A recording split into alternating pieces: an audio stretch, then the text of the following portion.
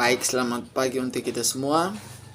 Perkenalkan, nama saya Baptista Frani Mariudi Putra Nahak, NIM 42121095, Prodi Administrasi Publik, Universitas Widya Mandira Kupang.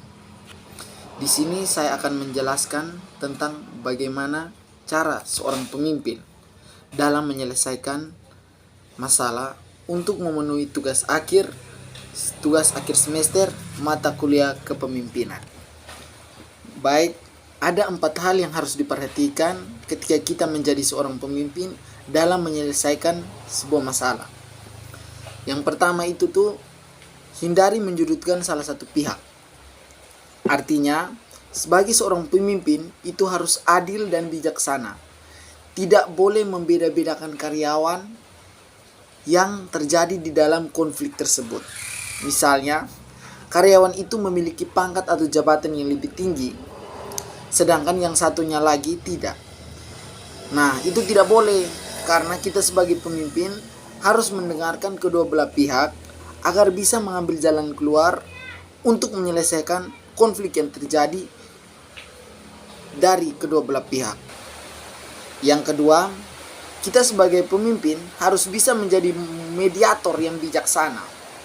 Mediator yang bijaksana itu seperti harus bisa menengahi suatu konflik yang terjadi.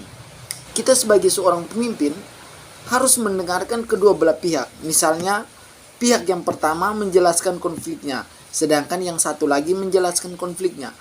Dua-duanya harus kita dengar, kemudian kita pahami, kita sharing, sehingga kita dapat menemukan akar dari permasalahan konflik tersebut. Yang ketiga, kita sebagai pemimpin harus mengambil keputusan bersama. Nah, setelah mengetahui akar permasalahan yang terjadi, seorang pemimpin harus duduk bersama staf atau bawahan atau karyawan yang terkena konflik tersebut, sehingga bisa mencari akar atau solusinya. Dan di dalam masalah itu tersebut kita cari jalan keluar, sehingga setelah mendapatkan jalan keluar agar bisa mendapatkan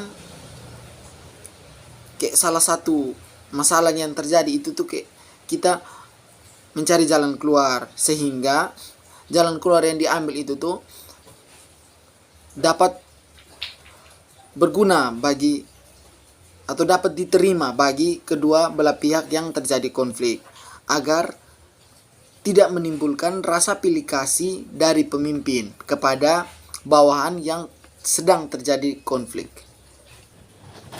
Yang keempat itu melakukan evaluasi. Jadi kita sebagai pemimpin itu harus sering-sering melakukan evaluasi antar anggota atau karyawan, agar masalah yang dihadapi ini tidak terjadi di masa depan atau tidak terulang lagi, dan agar kita bisa mencegah masalah yang terjadi sebelum terjadi lagi. Baik, itu saja dari saya. Sekian dan terima kasih.